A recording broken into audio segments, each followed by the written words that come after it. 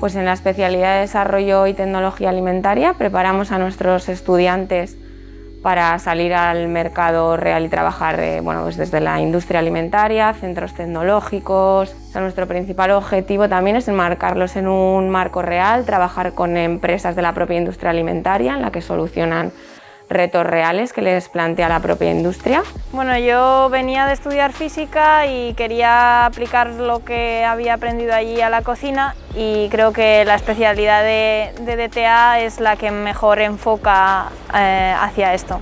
Hoy los estudiantes están presentando los proyectos vertebradores que realizan en grupos de trabajo a lo largo de todo el curso de cuarto de grado, y bueno, nos están presentando todo el recorrido que han hecho desde la idea del producto a la contextualización y formulación del prototipado, gestión de producción y de calidad del producto. Bueno, el proyecto de final de año pues teníamos que desarrollar un producto, y nuestro equipo decidimos desarrollar unas gominolas a base de verduras, en este caso la lombarda,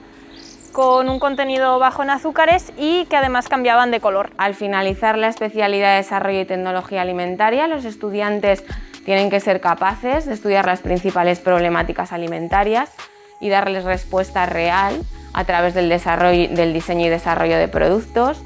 de aportar todos sus conocimientos culinarios y gastronómicos a la mejora de la dieta de la población y ser capaces de diseñar productos más viables, más saludables, con mayor vida útil y que solucionen los principales problemas de la industria alimentaria.